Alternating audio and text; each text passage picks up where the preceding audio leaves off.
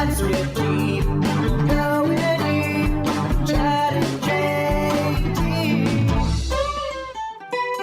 JT. Best waves in San Diego are at a bottoms optional beach called Black's. I love that. I love Blacks. Oh yeah, we did the world's largest per diem sunning event. That's down right, there. you did. Yeah. You guys went legs up. Yeah. Always, I was bro. envious. I'd prefer to permanently be in that position. Yeah, you guys went legs up there. So as a kid, when you'd go surfing there, there'd be a lot of bottoms optional people with t-shirts on, and they'd be evaluating our young nubile male bodies with surfboards in hand. Sure. You know, just putting it into the spank bank for later. Yeah, I think usually they'd wait until after we left. Sometimes they'd jog a little close. Or they'd give it a little touch just to see. Yeah, just a little scratch. Like they'd scratch right in the region and then look for a response from you. And so you just learned how to be. As they coordinated limb with blood flow. Yes, and you just learn how to be eyes ahead. Did you feel objectified? I felt observed. I think I was too young to realize I was being objectified. Without leaning into my own predilections, did any part of you enjoy that? I was flattered. For sure. But there was no raising of the staff. There was no subconscious blood flow released. Which, if it had happened, and then I would have answered some questions that I didn't know I had. Well, this is the Going Deep with Chad and JT podcast. We're here with Selema Masekela. Did I say that right? You did. Well said. The ancestors are smiling on you.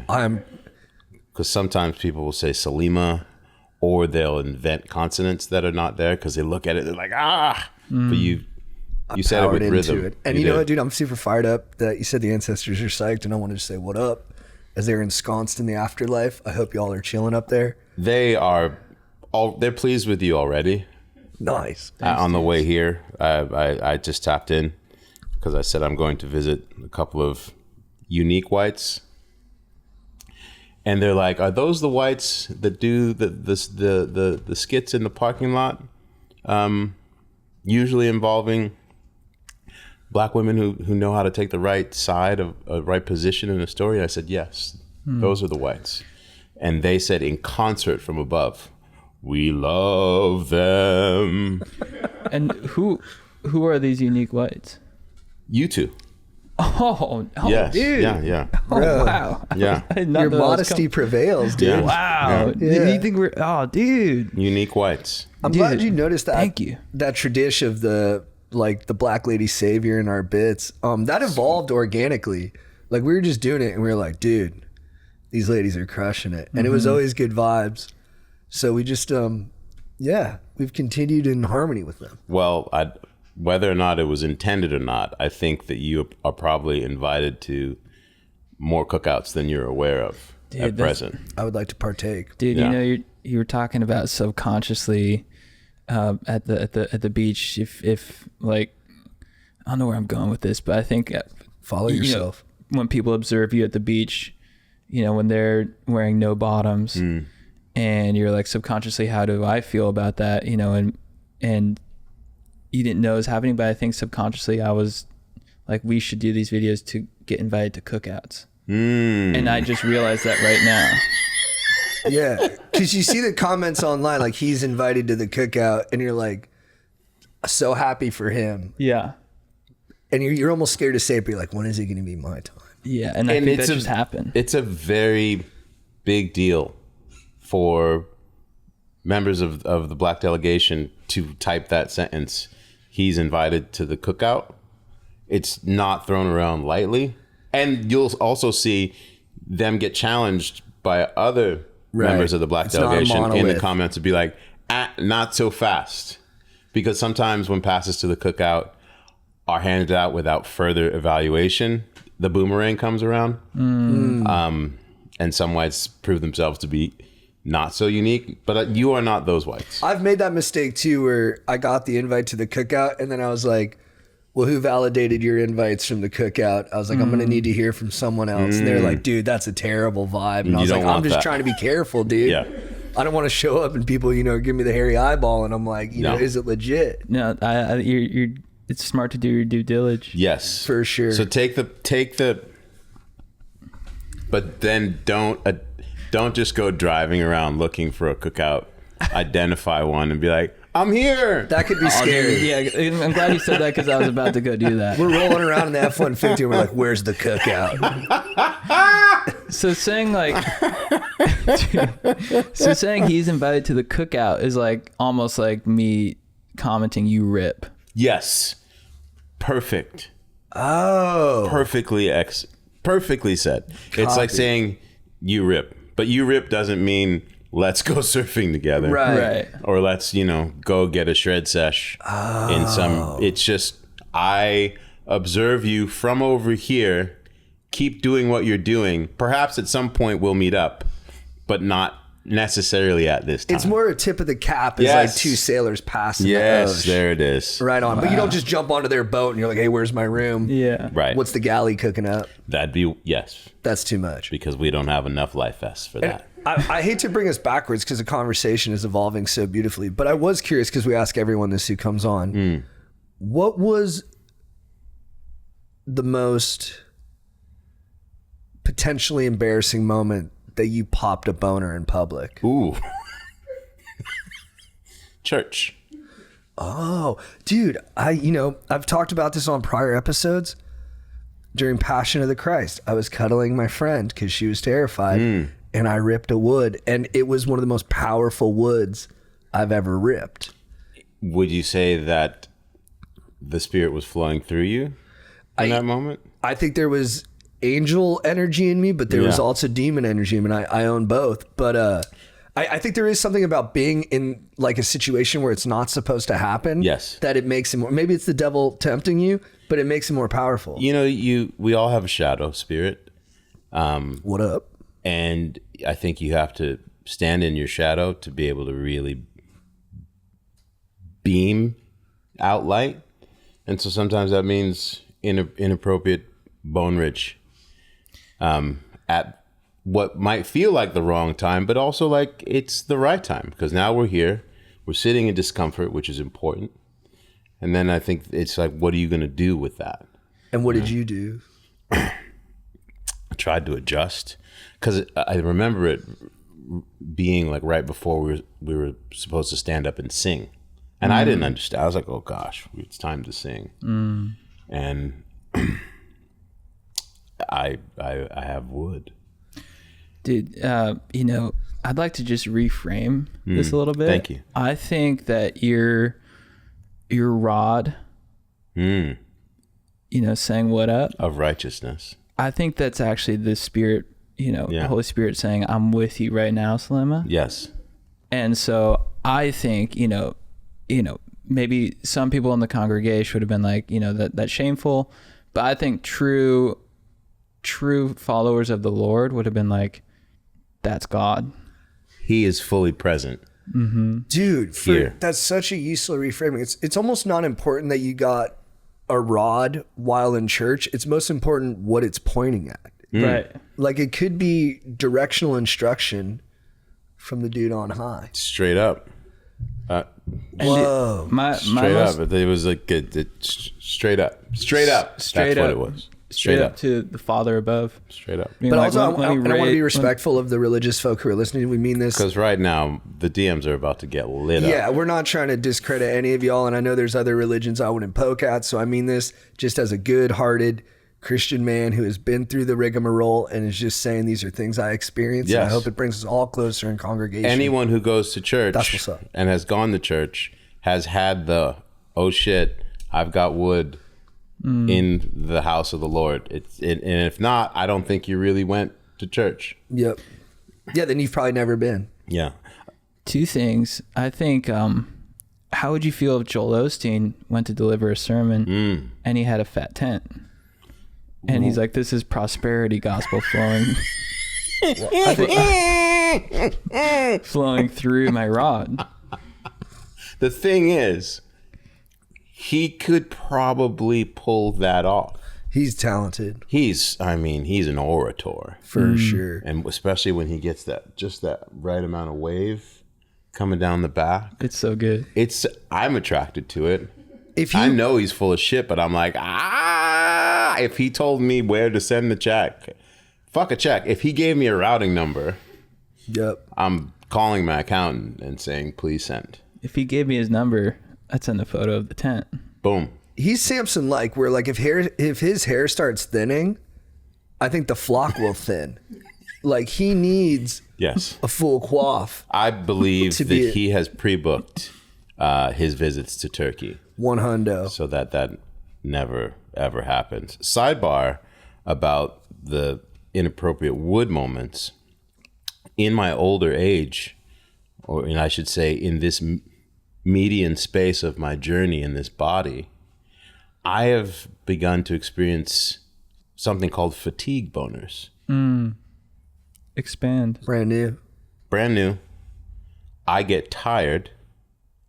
I get wood. What?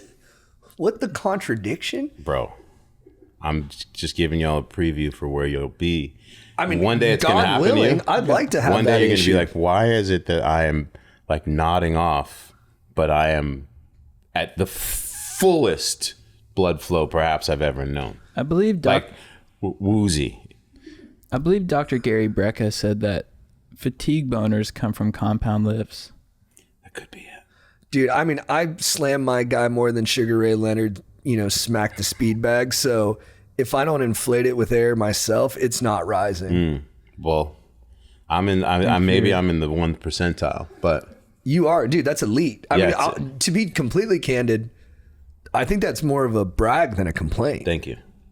My doctor seems to think so as well. Respect. Dude. She says you're doing great. Dude, that's got to be. I mean, one of the best parts about going to see the doctor is that you got free reign to just let it rip and say whatever you want. So you can just roll in She's seen it all. on a lady and be like, dude, I'm getting boners when I'm tired. And she's like, thank you for telling me. And She's you're like, "No, let's unpack that, and nothing's. thank you for the safe space. It's the safest space.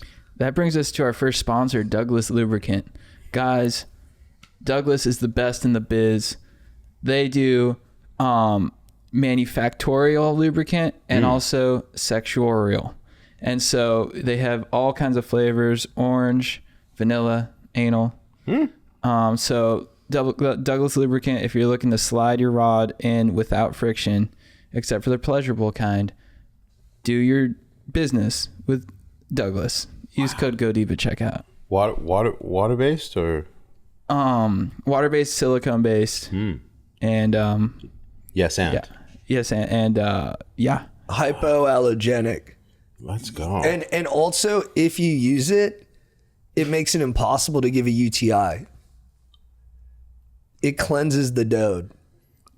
And as someone whose bacterial norm is infectious to anyone I make contact with, it's been a huge asset. Wow. Because I am a UTI deliverer. Wow. And I say that with great shame. You are. If you have sex with me, there's a long tail and it's painful. You're the Amazon man. Beyond emotional. Like you're physically hurt. Wow. Dude, I love your vulnerability on this episode. That's. And you as well, Selema. Yeah. I felt like I was in the lead there, and then he was like, he like drafted me and said, ah. I do get competitive about like vulnerability exhibitionism. Like if someone's like, I did this embarrassing thing, I'm like, no. Yeah, I feel like I was at base camp, and you're just up there dancing at the summit now, being like, ah. You're right. And the question is, who's my Sherpa? Yeah, Douglas. Douglas Lube, dude. A Sherpa for your dode. Boom. And dude, We just wrote copy. my most embarrassing boner moment, La Quinta Inn in Tucson, Arizona. I don't have to explain anymore. Wow. That's Yeah, I don't even. It sounds so heavy that's it and distressing. smells like old towels. That story you just told. Yeah. Right, dude. There's a scent to it. Well, okay, I'll expand a little bit further. I went for the free buffet, never miss it. You know, you guys on the pod know I'm a huge money guy. You know, I always take something free. I love a good deal. And I came in with a boner. And this business guy, they were there for a conference. He's like, bro, at La Quinta? And I was like, I'm healthy. How dare you shame my virility, sir? Yeah, to see like, you know, I was a little bit... You in the polyester. I was like, dude, like like if you want people to take your business seriously, you should be rocking wood. You should be. And then I filled up my Fruit Loops. Powdered eggs and a boner. That's our slogan. I love it. Yeah. What else has been crack-a-lacking, dude? I've been trying not to get killed on a show that I've been doing. What's that? It's called the Team Ignition Show, and I've been profiling risk takers all over the world. Whoa. That's sick. Yeah, Australia. Like hedge fund guys?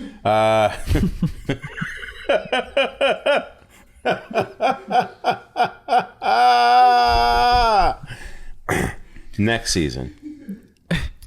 season will be Wall Street and also Crypto Bros. Yeah, paying fast and loose with my 401k. Getting super loose, but no like aerobatic plane flyers. Dude, I love that stuff. So I did that. I rode a bull in Texas. You rode it? I rode a bull 3.5 seconds before ejection. That's rock solid. Somehow didn't die. How'd you fall? I fell like it's on my IG, but I like ejected to the right and then kind of took it to the right knee, and then my body somehow didn't break, and then I rolled. Good thing you didn't have a boner. I then, would have got because caught in the rope. You would have right angled it. Yes, I would have right angled it, and I probably would have lost it. Dude, look at this. Yeah. Oh yeah, there he is. Whoa. Dude, you did great. Thank you. That's what the cowgirl You said. took like 3 legit leaps from it. I did. And then in this part here, they're trying to talk to me, and I'm just laughing, but laughing out of like Adrenaline. and I laughed out adrenaline laugh for 2 minutes. Like could not stop. That's joyous though. You must have felt so cleansed. Yeah, it was cleansed, and it was a feeling of alive when you've just looked at, like when death has been whispering in your ear, I'm gonna fuck you. That's what I heard right I like before the way I death lived. talks. Yeah. Well, so what was your pre-ride ritual with the bull? Well, before that, they put me on some training mechanisms, but not like the kind at that place on Sunset, like just like a saddle ranch That just spins? Yeah, no, this was like a barrel on springs, and they teach you essentially like it's a lot of Whoa. this. Yeah. Which I have experience in laterally, sometimes diagonally. Sure. But not like sitting on an animal. And so I just applied the styles that I use in my personal life to the bull, but in obviously a not just With a different intention. different intent. Yeah. You weren't trying to drill the bull No.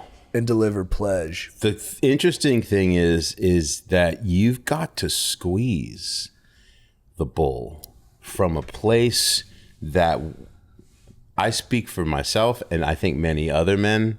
I'm not out here trying to like gender shame any men who do know this feeling, but I don't know the feeling of like really engaging the entirety of my Yeah, inner. because those muscles, I ride horses and I get tired in here. Those ones. And in a way, those are not feminine muscles, They're but muscles male- that women use more often. Yes. And I have respect. I just So want much to say out respect. to all of the women out there who are used to just giving that grip. What an inversion too, because you're saying like riding a bull or riding a horse is basically like learning how to get fucked. Yes. Like But it's like the most masculine thing you can do. yes. And You're it's- strengthening your ketone muscles. Yes. And yeah, then maybe I think I might have discovered the male Kegels while riding the bull. That's awesome, man. Did it? I was sore for days after. Not from the slam, but just from that grip. Yeah. And were the other bull riders just like legit legends? They were real. Actually, I was taught by a woman bull rider. That's sick. Dude, that's She hot. was gnar. She'd broken herself 80 ways to Sunday, and just was like, I can't wait to ride another bull. Wow. And then I went to a rodeo. Was it sick? in Beaumont, Texas, which is like in the Gulf above New Orleans, like 4 hours. It's in America technically, but I did not know where I was. It was different. But the rodeo was sick. I ate deep fried everything, including crocodile. Sick. Was that Yeah. good? Crocodiles might be the closest meat to God. Chewy? It was not gamey at all. Really? And people always want to be like, well, it tastes like chicken. No, it tasted like new meat. Yeah, it was like a new. It had his own flavor. Yeah, the closest thing I would say I'm is hankering for like it now. the closest thing I could say it was made like a little touch of swine. Little touch of swine, But with not quite as sinful no to keep the religiosity cooking. But it was beautiful. And that's like prehistoric too. Yeah. Because crocodiles have been here Millions. since before the dinosaurs. Whoa! So you feel like you're chewing on dino. I mean, if we want to get spiritual too, it's like when you eat something, you kind of take on its spiritual essence. So a crocodile, you're getting ancient wisdom. Yeah, it's almost like in Ratatouille when Anton Ego bites the dish and he goes back to childhood, but it transports us to like prehistoric, like single cellular existence, and you're like, holy fucking shit, where the fuck did I go? Yeah, you go back motherfucker, and then you got to eat like an Oreo to bring you back or something. Deep fried. You go to eukaryote consciousness. Yeah, it felt like I got in touch with infinite wisdom. That's sick. Yeah, it was really great. What up, dude? So my Stoke seminar is coming to Milwaukee, Minneapolis, and Ann Arbor, June 3rd, 4th, and 6th. And then JT and I will be in New Orleans on July 17th, Mobile, Alabama, July 18th, Irvine Improv, July 23rd, Dallas, Texas, July 24th, Fort Worth, Texas, July 25th. Get your tickets at chadjt.com. Who else have you like partied with on the show that was like extra chill, extra sick, extra adventurous? Crone Gracie. Dude, great fighter. I love him, man. Rolled with him. ADCC champ. Yes. Great run. Great run. Incredible run. He submitted me with one hand, and then he submitted me with both arms tied behind his back. Whoa. Yeah. And son of the ultimate jiu-jitsu legend, Hickson Gracie. Yeah. And then he put me in a tournament against like 4 white belts in the doge, which I was not on. That wasn't in the script, and so I had to fight for my life to get out of the doge. But it was awesome, really, really fun. Is he out of Huntington? Where's he partying? He was in Montana. Oh, sick. But now he's back in Los Angeles. This dude's breathing techniques. I've seen his dad do them in the water, like where their stomach goes all in. So the whole time during the fight, he's just Interesting. but like all diaphragmic. Yeah. And I watched him take like he just no breaks, just for an hour, just like submit. And he just goes into this trance with the breath. It was True martial artist. true martial arts. You can watch him versus like Gary Tonin, I think is like the matchup at ADCC. It's so sick. I think they had 2. I think maybe he lost to Gary and then came back 2 years later and smoked him. That's awesome. Yeah, it definitely made me want to get back into jiu-jitsu. I used to train a bunch. I've only done it I do it on and off, but never consistently. So I don't know nothing. I just know I can get beat up by basically any man and girl on the planet. Yes, but that's helpful. it is. It's humble chess for the body is what I call it. And people will be like, dude, it doesn't beat up your rig. Everybody knows it's a gentle art. It's not gentle, No. dude. Especially at my age, everything hurts the next day. Yeah, but it makes you. It's that feeling of alive. I can feel everything. Dude, there's that thing where the forearms on your chin and you're just getting pressed down and you're fighting back and you're like, dude, there's nothing you check the clock, there's 2 minutes left and you're like, I just have to accept. Accept, and then maybe like throw my hip in a different direction and see what happens. No, I literally say to my partner, I go, do what you want with me. Is that what you say to her? You say your wife? Yeah. Wow. I say that to her too, daily, even when we're not grappling. But I'm talking specific to the mat. when Oh, she okay. pins me, Oh, when my okay. wife pins me. Okay, that's cool. I Yeah. think that's a healthy love exercise. She's just got a strong top game. I'm not moving if she gets her hips on me, and then I just kind of just give up. Dude, Maybe that's a metaphor. I did for not know that the hips were involved in top game, but maybe Are they the not? more you know. Is it more the pelvis? Depends on what we're talking about when we say the top game. Maybe it's regional. I fucked up. maybe No, it's that- okay. Maybe that's why I should do jujitsu, because I think I need to refine my mating techniques. Because if I don't see my fiance for a while, my first request is, can you spread your cheeks? I get it, dude. And so maybe if I was like, hey, can you submit me? That would turn her on a little bit more. Yeah, because Yes. women like it when you're not so direct about it, when you dress it up in more of a courtship. Yeah, because I'll try to, I'm Well, trying to. they like when you don't go straight for submission. Yeah, Right. that's true. Yeah. It's a 'Cause- process.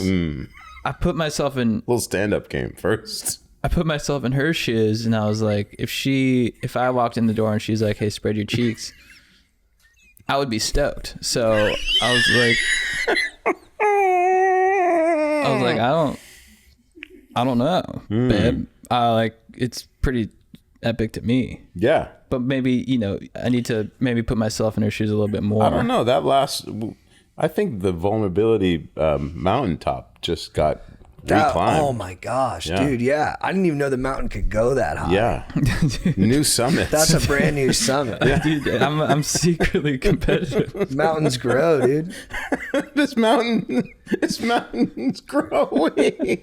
Because that's the top.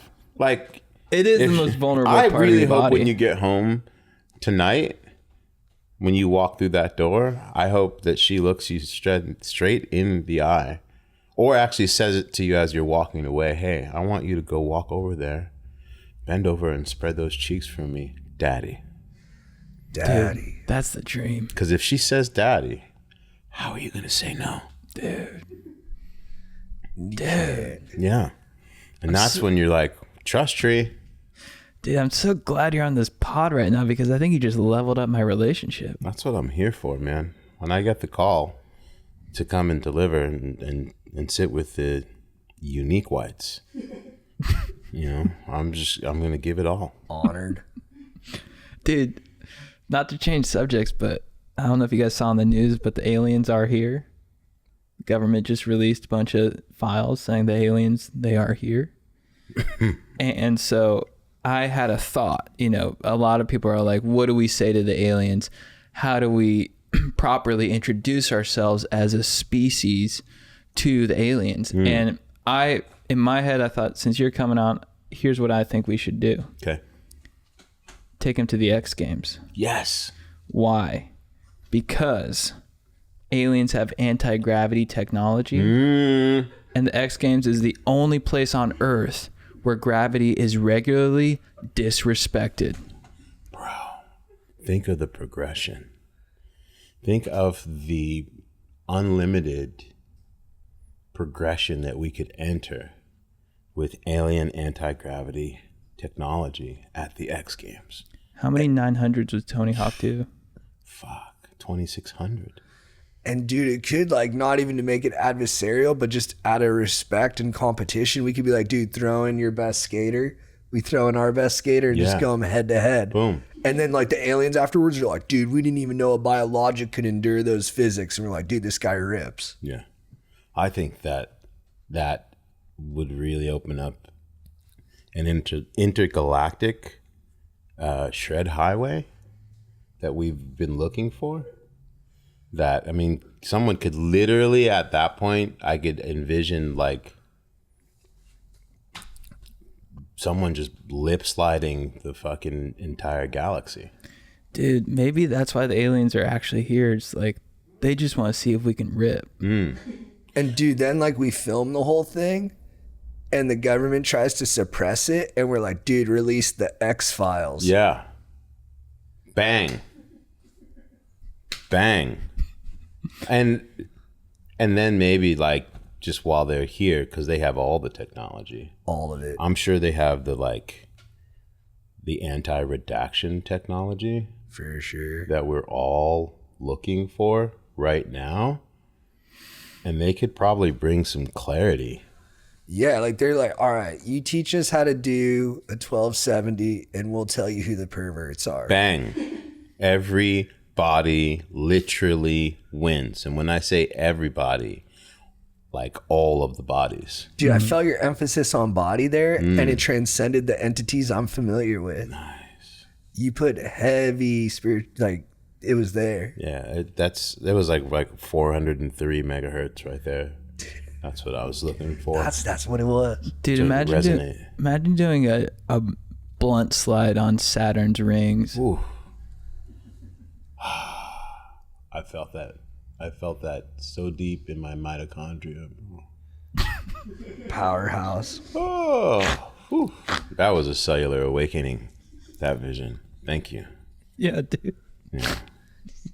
Dude, not to pivot off topic again, but we were speaking on Jiu-jitsu. There was a pretty massive UFC fight this weekend. Sean Strickland got the dub against Chimaev, and for the 185 middleweight title. Do you watch UFC? I used to, but I think that Dana White's a dick. Yeah. So I kind of stopped. The personalities are quite outsized. And it is a wrestling match for me because I enjoy the fights. So now I just kind of watch them when they're for free, like 6 months later on ESPN. I share a similar conflict, but Strickland got the dub. Now, Strickland is known for being a wild man. He'll let it rip on social media. He's a loose cannon in interviews. He said they wouldn't put him on the White House card because he would call them out for the Epstein stuff. Right. And like, he'll also get pretty, racially uncomfortable with it at times. But then after winning the fight, he hit a massive apology and he was like, dude, whites, Muslims, blacks, everybody, I come at everybody too hard and I'm sorry. He was like, I go too far. Really? I love everybody. And it had this effect in the room where all the bros I was with were like, dude, we love this guy. And there's a specific kind of dude, Shia LaBeouf, Sean Strickland, who's super reckless and chaotic in their life, but then they rip so hard at apologies that you almost like them more, even if they never did the bad thing in the first place. Did I miss the Shia LaBeouf's apology? Well, he'll just do a podcast and be like, look, I learned that I got demons in me. And if I don't own my demon's going to own me. Right. And that's why I learned to be a husband. And that's why I want to work at Home Depot. And you're like, dude, I think I like this guy. And so I have a term that I'm coining for bros who go too far, but are so legit with talking about it that they reel you back in. Contrition Riz. Woo! Woo! I would say top 3, Shia, Strickland, Lena Dunham. They got contrition Riz like I've Lena never Dunham's seen. on her own aisle of contrition. She puts her own spin on it, and hers is less heavy on the contrish. Yeah. But still, there's like a self-awareness there where you're like, oh, I'm rocking with this. And so I think contrition Riz is the most powerful of all the Rizzes. Is there merch? Should we? I'm going heavy Yes. with it in this app too. I'm trying to coin phrase. I hope that your trademark attorney is already on it because Contrition Riz is strong. Thank you, brother. Dude, you just fired me up so much. I might get a DUI after this podcast so I can get to that Just Riz. so you can riz out. The most beloved people are not the people who don't muff up. It's the people who muff up and then just rip at the muff up pullback. To your point, imagine a world where people are competing for who could actually be the most sorry. That's wild. Like just trying to win at apology. Whoa. That would be a fun competition for real. Especially if you got to do the bad deeds beforehand and if you apologized well enough, we forgave you for the bad deeds. You could earn Contrition Riz tickets. Yeah, we're like, these 12 people are going to do horrible shit. And then in the end, they'll all compete with who has the best apology. And whoever It's the wins... Hunger Games for fucking apologies. Oh my Yes. God. What fucking district are you apologizing for? Dude, who's the guy that Shia went on the podcast? John Bernthal. So imagine like Putin on John Berthal's podcast. He's like, I'm just so sorry. Yeah. Do you think... We overdid it going into Ukraine. We crossed lines, international law. Your law, maybe not my law, maybe not it Yeah. benefiting me, but I am sorry. He'd I have to shouldn't write hit some. Keith. He'd have to write some checks though. For dude, different. You know what? I don't think you're allowed to make monetary. No monetary contrition rising. No, because Strictly I verbs? think that's cheating. I think it's just got to be straight bars. It's just got to be what you say. Imagine Because that's part of the contrition riz is that you never actually do anything decent or act like a better yes. person. You just talk about it. It's kind of performative, but not really. But yes. imagine if Putin was like, my sponsor said I need to apologize. Good Russian, dude. He's in a 12-step program. I realized I'm addicted to power. And it's because my father, he put so much pressure on me as a young boy. Power, power, power. It got in my head. And I realized I was doomed from the start. And if you men in this room are not careful, one day you will also violate NATO. Do you think I felt secure when I was on that horse with my shirt off? No. I felt naked and alone. But I did it because of power. And my father, he was in my head. Dude. Yes. Dude, I'm starting to like Putin. Yeah. Wow. Call him up. Dude, not to change the subject. Negation. Surfers going to the gym is one of the most controversial topics of today. You lift and you shred. What do you think about the purists who say that you should only shred your rig via the earth? First of all, I didn't know that I was going to be cornered and put on the spot. This feels like a gotcha question. Your team told us not to cross this line, and we thought Pretty sure my publicist called ahead of time. But dude, journalistic whatever. integrity, dog. Whatever, dude. We're fucking here, so let's do it. So here's the fucking thing, bro. Dude, that's disrespectful, bro. You're crossing a line right now, man. I love you. All due respect. Go easy, brother, all right? Because not just for me, it's for my peeps, dude. I can't let you do us like that. Here's the fucking thing, dude. Oh, dude. It's like this. Like, when you're young, all you can really fucking even think about is the ocean, dude. Like, you don't wash yourself. Like, you take pride in the fact that, like, the salt never leaves your body. And, like, when a chick's like, ew, like, what's that on your skin? What's that taste? And you're just like, it's Mother Ocean. Respect her. Respect me.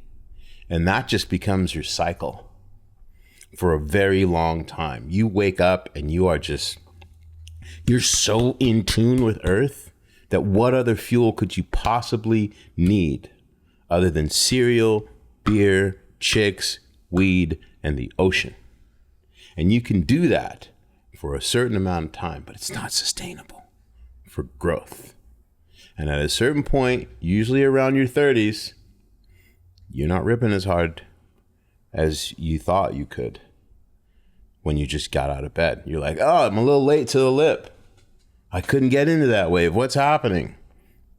And that's when Mother Earth's like, I'm going to need you to show up with a little bit more.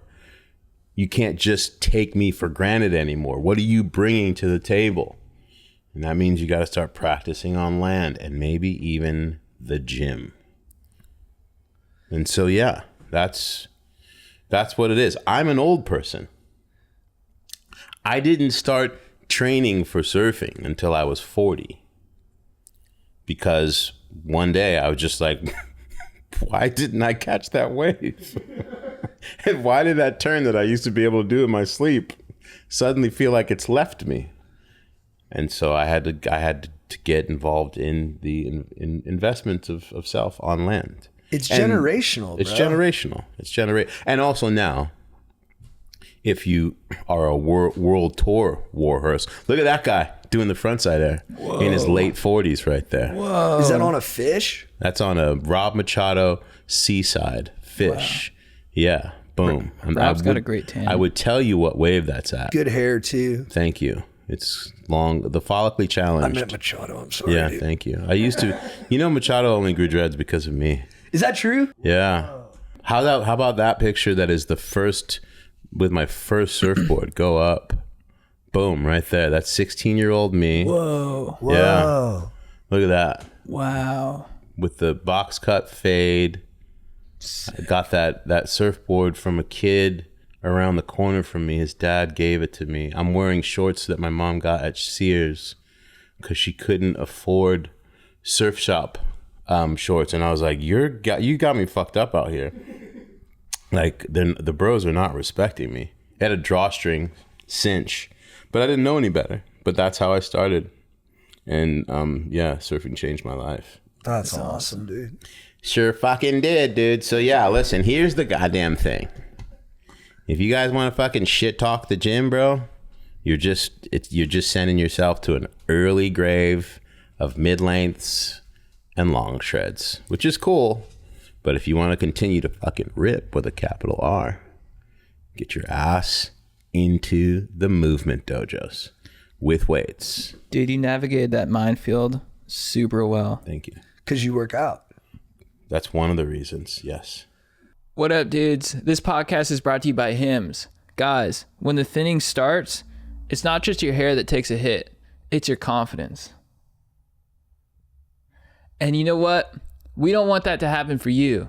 We want you guys to have full flow and to attack the thinnage of your hair head on. That's why we're brought to you by Hims, okay? There's a lot of noise out there about hair loss, 10-in-1 shampoos, random advice, expensive clinic visits. Hims cuts through all of that with real trusted treatments and a 100% online process. I use Hims myself. I use the minoxidil and finasteride oral spray. Not the oral you're thinking. This oral goes on your head. Also, hair loss doesn't fix itself. The earlier you act, the better. Hims makes starting simple with a 100% online process and personalized treatment plan delivered straight to you. I love Hims. Do you love Hims? Yeah, I love him. You're great. Thanks. I love Sal too. Great guy. He's awesome. Guys, you shouldn't have to get out of the way to feel like yourself. Hims brings expert care straight to you with 100% online access to personalized treatment plans to put your goals first. Find the right hair growth retreatment plan for you. Go to Hims. Dude, you've gotten so good at reading. Dude, are you for real? Yeah. Thank you, dude. For simple online access to personalized and affordable care for hair loss, weight loss, and more, visit hims.com/go deep. I think your compliment got me in my dome a little bit. That's okay. That's hims.com/go deep for your free online visit. hims.com/go deep. Featured products include compounded drug products, which the FDA does not approve or verify for safety, effectiveness, or quality. Prescription required. See website for full details, restrictions, and important safety information. Individual results may vary based on studies of topical and oral minoxidil and finasteride. This weekend, I had a just spectacular time absorbing some of our most fire cultural offerings. Ooh. First, I watched K-pop Demon Hunters. Oh. Maybe the greatest movie in history. Wow. Complex themes about owning your demon, which just super resonated with me. The music is epic. They won an Oscar for it. They deserve it. The song, This Is What It Sounds Like, has the most beautiful lyrics I've ever heard. I cry every time I listen. Then I watched something else that is much maligned, but is actually super sick. The OKC Thunder. Now, everyone says they foul bait and it's unethical basketball. What? But dude, if you watch that team, every dude can hoop. I've never seen a team that deep, that skilled, and no one talks about it. All they talk about is the fouls, even though they were 17th in the league in free throws attempted, which they hit at an 82% clip, which just speaks to the skill. And dude, here's what we're living in right now. It's because our economy is weak. People are applying that malaise to everything, and they're saying everything sucks, but actually a lot of our shit rips, dude. And I grew up when people say stuff was better and a lot of shit was awesome. 90s movies, emo music. But dude, I also watched the Pistons play the Spurs in the finals, and that was a rock fight. Great teams, not aesthetically pleasing. I also watched Spurs Nets, also not that aesthetically pleasing, but great teams. Tim Duncan was not appreciated in his time. SGA is like the new Duncan, and I'm calling this My phrase for this is the OG delusion. I love this. This is my midnight impersification of our culture right now.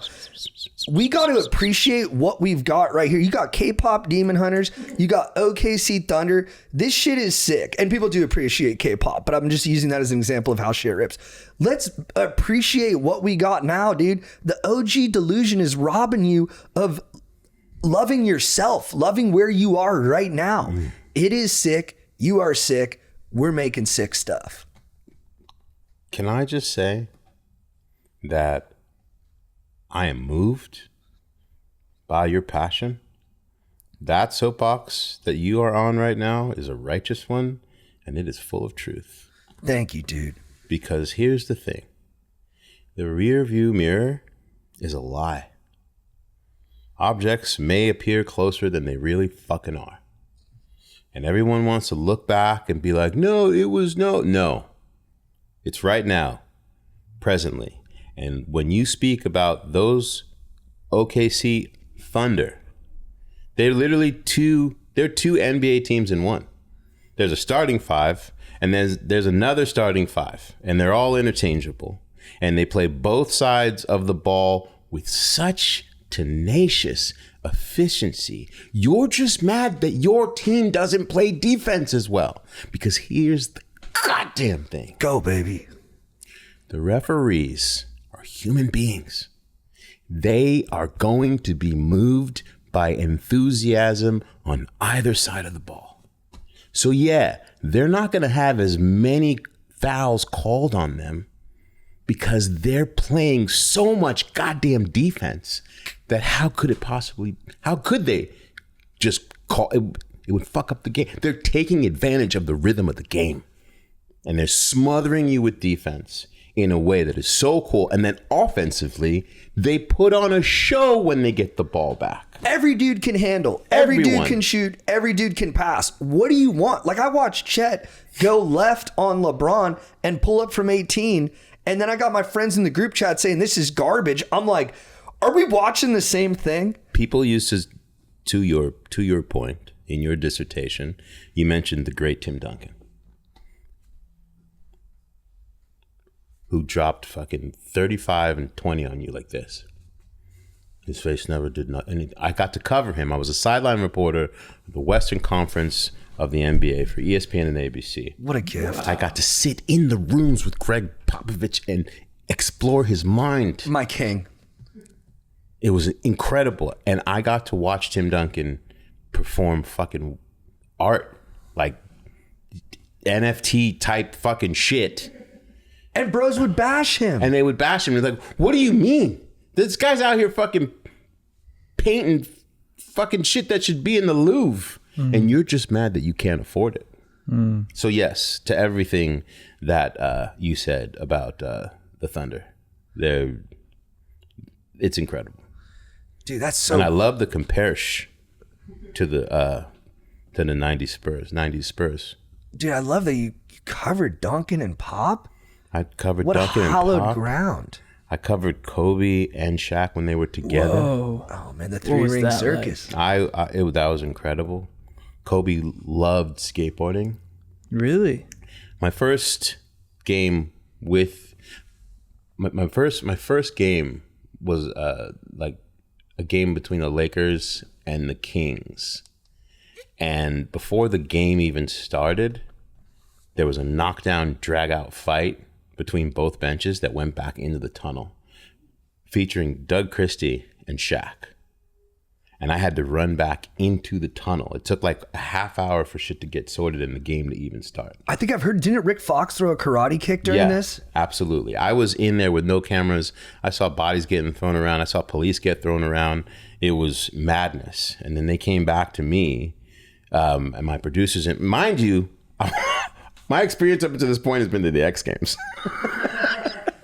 Skaters aren't doing that. Ain't nobody beating the shit out of each other at the top of the vert ramp. You know what I mean? And then throwing them into the flat bottom. Yeah.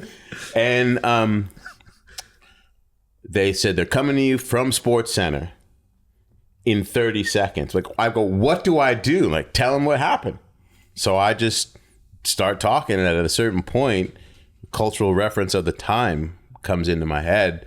And I said, basically, that they were throwing bows is what I said. And it went viral in a weird way pre-social media, but that was my introduction. Wow. But it was incredible.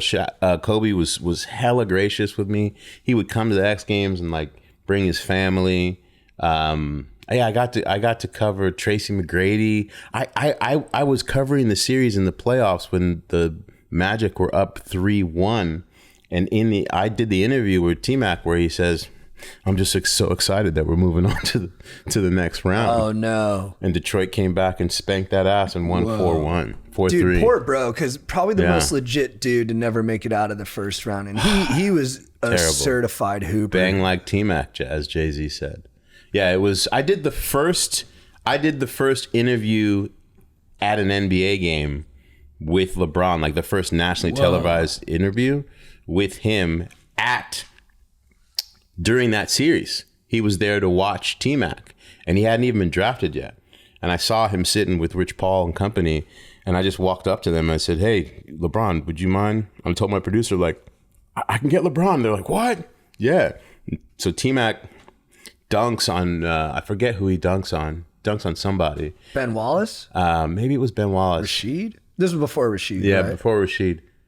No, Rashid was in the league at the time. But not on the... But anyway, there was a T-Mac dunk, and they come back to me, and I'm getting a react from LeBron on the dunk, and then starting to talk to him about what it's going to be like, what he anticipates his career is going to be. It's a classic interview that ends up getting thrown around every once in a while. It'll be in the 10-part LeBron. It floats around on IG every once in a while. Like, I'm sure when he retires, it'll go viral again. But there he is. Whoa. There it is. Wow. He wasn't bullshitting. There he is, right there. That's awesome. Did you ever pop wood during an interview? No, I never got a. Okay, so who's T-Mac dunking on there? He dunked on somebody. Oh, it's on Okur. Maybe. Mehmet Okur. Good shooter. Yeah. Did well with the Jazz later. Look at that. Bang. Whoa. Yeah. Mehmet was tailor-made for today's league. He really was. Dude, T-Mac was unbelievable. If there's no Vince, it's T-Mac. Look at that. Wow. When it comes to the Dunkaroos. I can't even believe. You're so stoked, dude. Look at me. I'm just sitting here being like, what is my life? That's sick. A year before, I was, I wasn't even on television. So did you envision this for yourself, or like did it just kind of fall into place? This kind of fell into place. Like the whole X Games thing came out of nowhere. I shouldn't say it out of nowhere. I used to like announce skate demos and like trade show vert ramps. Like I was the guy on the mic, and I learned from this guy named Dave Duncan who like announced all the skate contests, and I just thought he was a hero. And so he kind of taught me the ways, and then I would take turns at different events.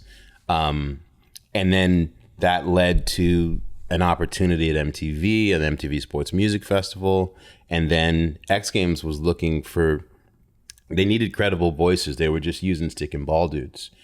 And they had seen me on MTV, and they found me. They found me at a Vans Triple Crown of Snowboarding contest in Breckenridge. Sick. Dude, thank goodness they did that too. Because like when they cross-pollinate and they get the wrong announcer in a sport they're not familiar with. Yeah, it's bad. That throws off the vibes The so vibes heavy. were off. And so we were watching the TV being with the volume off. Like you're stoked to see the thing that you love on television, but you're like, oh, these announcers are whatever. But this dude, Dave Duncan, you feel disrespected.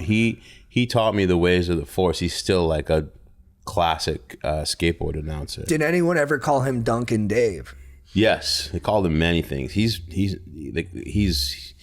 There could be a whole documentary on Duncan. But anyway, ESPN brought me in, and they taught me the ways of the force. Like I didn't know anything about being a broadcaster or a journalist or anything, but I was passionate about shred. And so when I got my first gig as a sideline reporter at snowboarding, the athletes were opening up in a way they hadn't seen before. And they're like, oh, maybe we can work with this. Wow. Did they bring you to campus on Bristol? Yes. And was like, did Keith Olbermann bring you in and say, they brought me to campus, and they put me through intense, like Matrix style fucking learn. They were plugging you in. Yeah, like we plug The plug you Berman in. files, the Olbermann, the You're in there, Damp, and Stuart Scott. They had this person called an ombudsman. Yes. Who would like teach you The cultural ambassador, dude. journalistic integrity, and you're in there with Stuart Scott and Berman and all these people in these intense. And I'd go like every 3 or 4 months. They'd fly you out to Bristol, and you'd go to camp. Sometimes in these broadcasting camps for like these weekend seminars, they'd throw up video of you doing it wrong. Really? You got to watch tape, dude. It's like You a gotta DB watch getting tape, and burned you're on watching- a go route. You're watching tape in front of with like the heaviest peers in the game, and you're just and they're talking about what you did wrong. Whoa. And then later in the seminar, you might get lucky, and a video of you might doing it right might come up. But anyone could get it. And so learning in that way, I just was like, it was the college that I never went to. And so I had got this crazy meteoric rise for 2 years. And then during that 2 years, as X Games is exploding, I went from sideline reporter to doing play-by-play to becoming play-by-play and host of the whole thing. You had the which was- Costas spot. Like it would open on you on the wide, and then it Yes. would push in, and it was like, welcome to the event. Big, like all with all the cameras and the whole deal. It was and sick, I became dude. that guy. I can think about it in my head. Like It was crazy, bro. I would be sitting there when they'd go live, and I would have to just like talk myself out of like completely freaking out, because you're like, I'm on ABC's Wide World of Sports right now. What the fuck is happening? And I'm about to talk about skateboarding. This is, I started off answering the phones at Transworld Skateboarding Magazine 7 years ago, and now I'm doing this. Like, this is insane. And ESPN, 2 years after I started, they got the license for the NBA. It had been on NBC at that whole time. And the guy who brought me into ESPN, this guy, Jamie Reynolds, he calls me up that summer and he says, "Hey, are you a fan of the association?" I go, "Jamie Reynolds, are you talking about the National Basketball Association?" "Yes, I very much am." "Well, there's a good chance that you're going to be a sideline reporter for the Western Conference of the NBA on ESPN and ABC. What the fuck are you talking about?" Whoa. That's not what? Next thing you know, I'm on a bus, like going to the press conference, and I'm sitting alongside like some of the greats in basketball. I'm on a bus, like with Walton, with Bill Walton. He's sitting across from me going, "Masekela. You know, I used to listen to a trumpeter, an incredible jazz trumpeter from South Africa named Hugh Masekela. Do you ever heard of him?" I go, "That's my father." "Get out of here. Are you kidding me?" And then he tells everybody about what my dad means to music. And then Bill takes me under his wing. I end up on Bill's crew, and he shows me the ways of the Force that season. Like, and he's a legit Jedi. Like he's a Jedi. I worked with fucking Brent Musburger. Wow. He would throw Brent Musburger would be doing the games. I'm doing sideline, and his favorite thing to do. And with that, we're in our first foul break, and we're gonna go down to my main man, Sal Masekela. What do you got for me, buddy? And I'd be sitting in my ear going, Brent Musburger just threw to me. I think there's one where I literally pause, like I can't speak because I'm trying to comprehend that this shit just happened. I'm like, snap out of it. Yeah, it was insane. It was the best and worst year of my life. Professionally. Yeah. I have a theory. I think because you're such a stoked individual, that this path just opened up for you. Because everyone's just so amped on, obviously very talented, but everyone's also amped on your vibe. They're like, this guy, we gotta keep getting this guy on the Stoke screen. speed run. Yeah. My stoke definitely outweighed my talent for a long time. My stoke definitely made up for my lack of experience and talent, and the having like all-star stoke level allowed my talent to catch up. over But time. dude, bro, I appreciate you being humble, but Selema, come on, because to know how to do stoke and deliver stoke when it's early morning, late night, after travel, in a new environment with people who don't share your stoke, that is talent. Thank you. I appreciate that. Because as someone who is moody, but people come to see the stoke. Yeah. There are times where I am not able to conjure it in a way that is satisfying to their expectation. I get that 10,000%. So to deliver the stoke takes a lot. But the thing is about the stoke is about everyone around you. And so for me, it's always been about the people. Like when that camera comes on, when the red light comes on and it's go time to me, the thing that I learned how to do early was to picture someone at home. I would sometimes picture someone at home who's mad that the sport they actually are used to watching is on TV, and I'll be like, I'm going to get you. I'm going to get you. You don't even want to be here right now. Your kids are stoked, but I'm going to get your dad to be like, you know what? We want to go to this thing when it comes to town. I got a question. This is for the It dads. says actually here that you also worked on the Olympics and at the FIFA World Cup. Yep. With the Olympics, was it mostly just like winter Olympics, or what were you covering there? I did. Somebody's got to take some Flonase. Chad's going to do a key bump in the Yeah. bathroom. You The know, stoke whatever you got needs to do be to delivered. stay stoked. Do you break or do we keep going? Keep cooking. All right. This is what happens when I ask a stupid question. No, it's all It was right. a good question. It's a great question. But Chad told you not to ask. No, I'm kidding.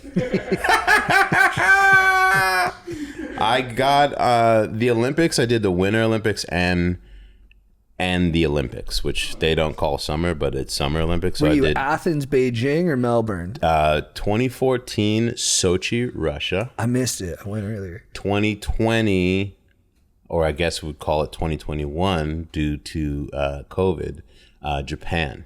Nice. So I did surfing sideline reporting for that was the first year of surfing in Japan. Did you do it at Okinawa? No, it was outside of Tokyo, like, I don't know, a 3-hour ride. They have Really good good wave. surf? Yeah, we had big surf. It was windy and all over the place, but I think Italo Ferreira ended up getting the gold that year. He's an explosive dude. Yeah, he's incredible.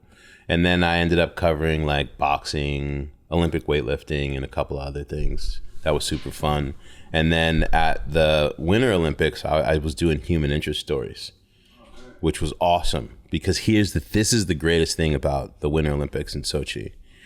I knew that there were waves in the Black Sea. I had seen an article years before where some dudes had gone surfing there in the Black Sea, and I knew that in the wintertime they could get swell. So right from the very beginning, I was hammering my producers to be like, we got to find the surfers in Sochi.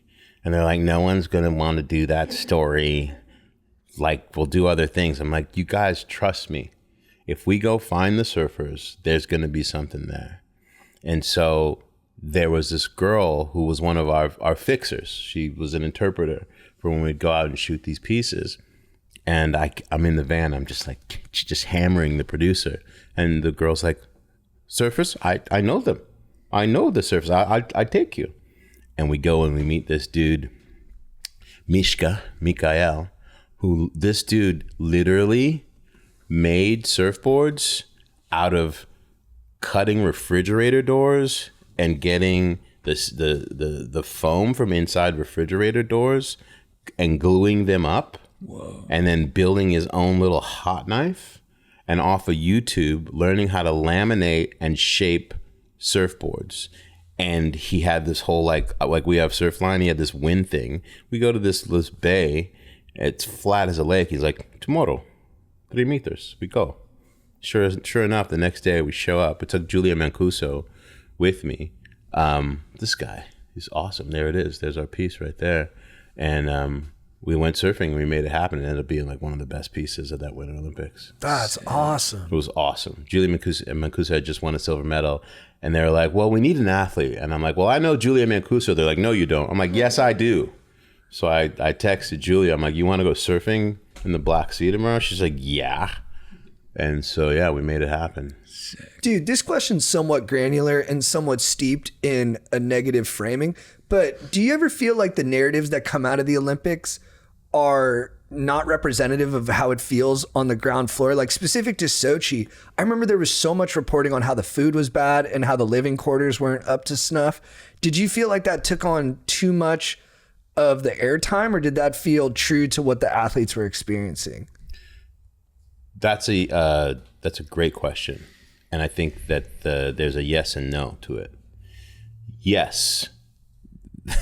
the Olympic Village was basically like a Paramount set, like with false building.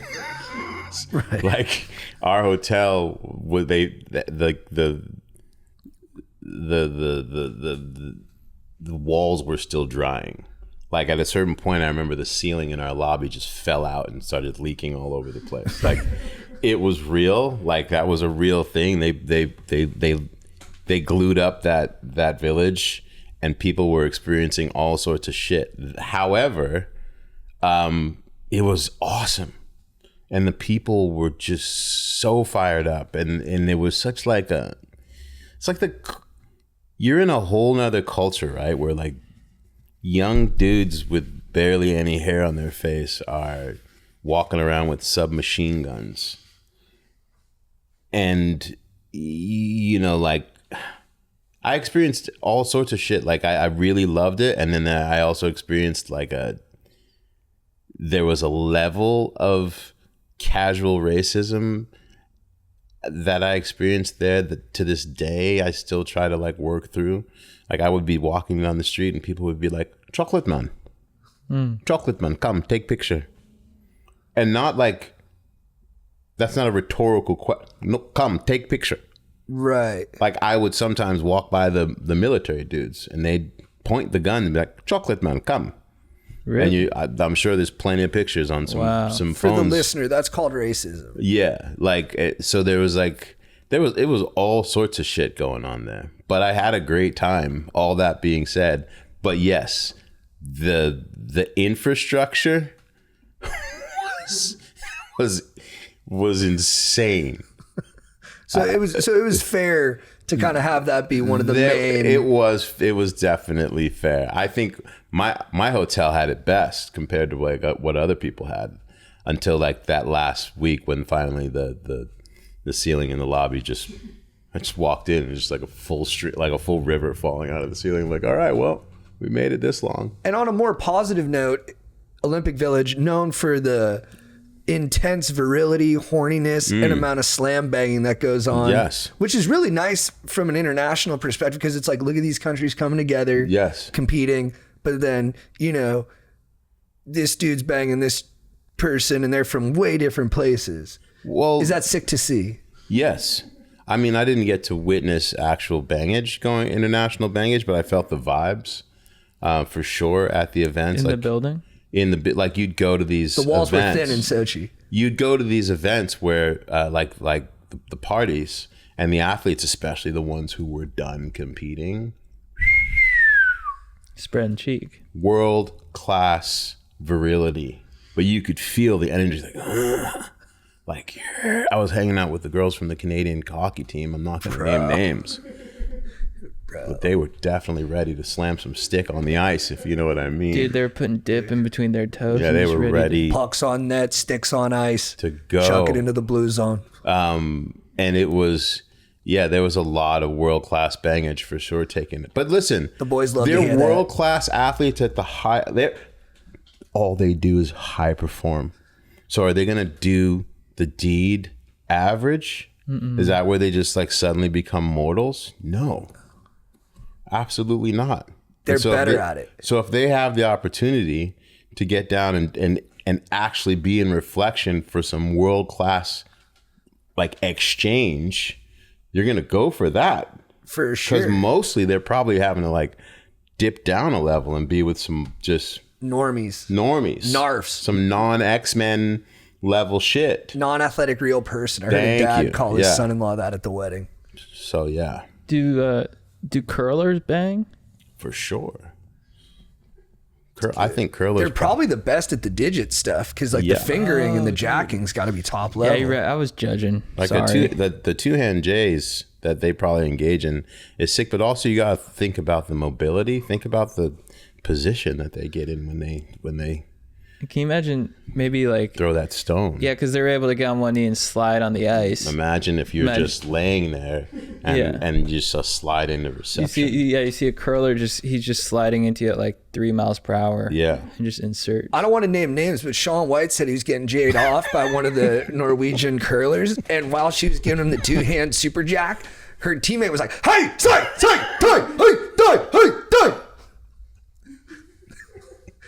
They're always together. They're always a team. They're always supporting each other. That's why it's one story. That would feel good. Dude, to have someone just letting you know, like just little millimeters that you can adjust, tweak the performance a little bit. To have a coach on the floor. For sure. Dude, should we get into some listener calls? Let's do it. Hey guys, I have a serious question for you. I need some advice. I am married. I have a really great husband and just great life. And I was hanging out with my best friend. She's a girl, and we got pretty hammered, and we ended up hooking up. And I'm kind of like, I'm not really sure what to do with this information. I've never cheated. Literally in my whole life.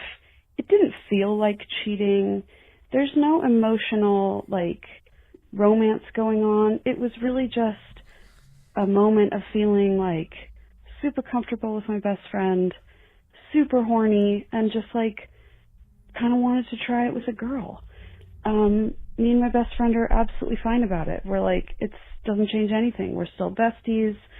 It just happens to be that we ate each other's pussy one day.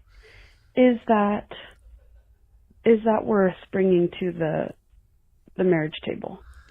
Because I feel like it's a big deal, but it's also not. I don't know. I feel like this is going to get some harsh judgment. I just want to be real. Things happen.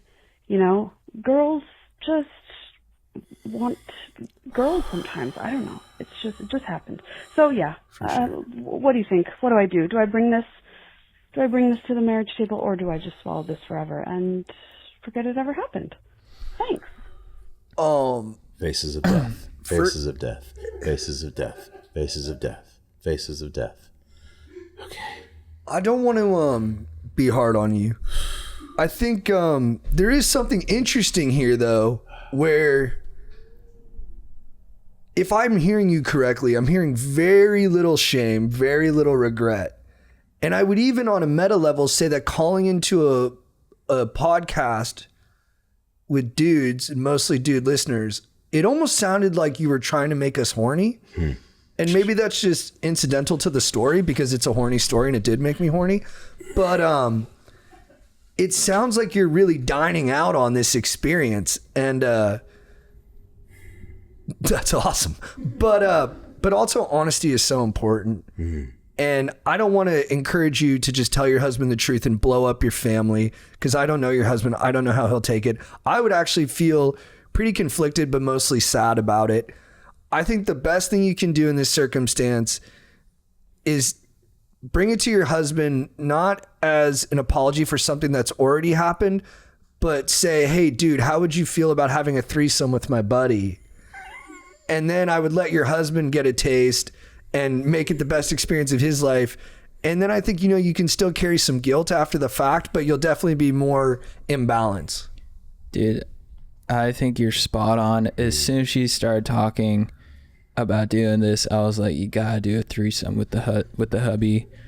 You could also, he deserves it. I'm not saying you should do this, but you could just like toss it into conversation. Be like, how was your night? Oh, I hung out with Becky, ate her pussy, and then we got McDonald's.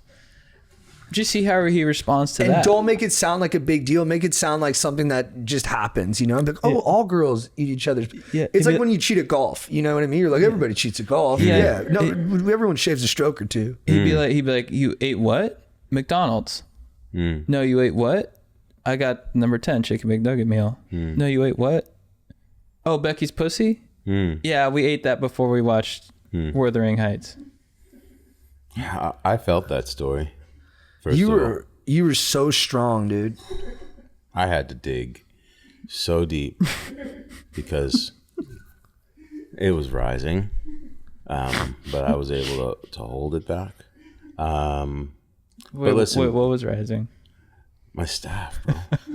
The rod of righteousness. She's out here giving visuals. God And- was telling us, and pay I- attention. I was like, anyway, I got to get another protein bar. it's a good thing that this chair has this flexion in it, which I'm grateful for. But here's the thing. Was it Becky? I just thought that was her best friend's name. Do you know the name? I don't know if she gave a name. Hey guys, I have a serious question for you. I'm going to call her Susan. Here's the thing, Susan. According to the Jiu-jitsu laws of marriage that have been around for thousands of years, the only way that you're going to be able to absolve yourself of the guilt and the shame that you have brought to your home is to bring it home. You need to bring it's your duty. You have to bring her home, and you have to present her to your partner, and you don't get to say anything about what happened ever. You have to take that pain of your sin to the grave with you, even if you do have the threesome with your husband and it's pleasurable. You never get to reveal. Your penance is that you have to walk with your sin. Cheater's guilt. You have to Yeah, live in a you have- fragmented reality. Yeah, you don't. I don't want peace for you, Susan. No. Wow. I want peace for him, and maybe even for Becky, your friend, because she didn't sin. But you're selfish, Susan, and You're selfish. You are selfish girl. You are so selfish. And you like being bad, don't you? You are so selfish. You did it because you wanted it, and you you weren't know, thinking about anybody else. and you know it, and that's why you called in. And that's why I need to teach you a lesson. You need to call me. You need to call me. So yeah, that's how I feel about that. But that was tough. And Yeah, also, that was hard. also I think for me, in order to properly, give a good answer, I think maybe she might need to call back in and just give a play-by-play of how it went down. Was it like a 69 kind of ordeal? Did you guys, swap? Just let us know. Yeah. Yep. This is common though. It happens.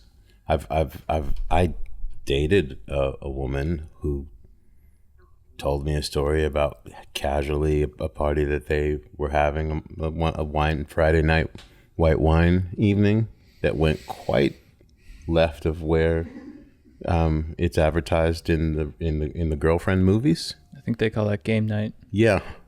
And apparently the four of them ended up all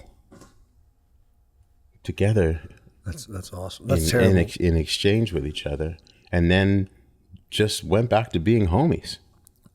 Which I have to hand it to them. I don't think the bros are capable of that. No, I mean, I've blown a couple of my boys casually, but there is a little bit of an awkwardness the next day. I think for guys, it's more like we fist fight, Right. And with gals, it's like, some clam diving, some licking on the sliz, and then just, fucking just eating pussy. As a card-carrying cunnilinguist, I think every man should be a cunning linguist. And when engaging in the cunnilingus, yes. And I think women are here to show us the way to do that. But you should honesty. Honesty. And there was a betrayal. I think I feel betrayed. I think you'd be, I think this is why women should be leaders. Because let's say we had two presidents, it was Hillary Clinton and Margaret Thatcher. If Hillary Clinton was like, hey, I know we've had some difficulties, but I just ate the Iron Lady's pussy. It's no big deal. It's no big deal. Don't make a big deal about it. It was no big deal. We're fine. Deal talks have not shifted. We're mature. We can move on. I don't even know if I should be telling the world this. We're not going to go to war over this. We're not going to go to war. Margaret Thatcher's like, just because she licks my pussy doesn't mean there's less pussy for everybody else to have eaten, all right? Eating pussy just grows the pie. Doesn't change the world economy. Dude, who was... Oh, maybe when Hillary was running, if she had been on the debate, be like, look, I know Germany, I'll go lick Merkel's pussy. Donald would not have anything to say to that. No. He would have actually for the first time been a little bit like, what do I do here? Because he can't be like, well, I'll eat her pussy. He can't. Because she wouldn't be. Because Melania would be like, what the hell? But I know Bill would be like, dude, yeah, hell yeah.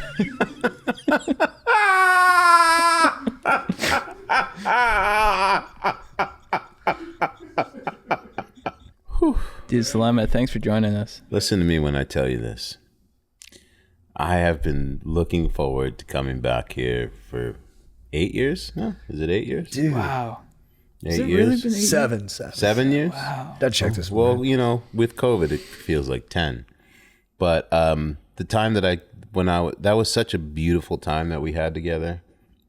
And to watch what you two have done and what you've built and the bravery with which you take your comedy out into the world to make the world better in I think one of the most unique and powerfully joyful ways. But you're making the world a better place with what you do, and it's not everybody can do what y'all do. It's the reason why you just continue to ascend. So to get invited back, especially after just like all of it, your stand-ups, the shows, Netflix, etc., I'm like, fuck yeah.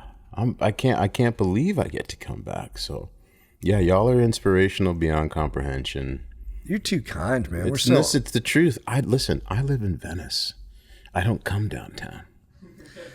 Okay. This was a major trek, and we don't take that for I granted. joyfully boarded the 10 East, and I would have driven further east for you two. Dude, those are such kind words. It means so much. And I gotta say, you are the ultimate Stoke Lord. I mean, watching you from an early age, and the fact that we get to have you on our podcast twice is something I never would have even imagined for myself. That is crazy, dude. It is crazy. So Stoke Lord Selema. you're the Can man. we bequeath that title on you? I humbly and graciously accept. Yes.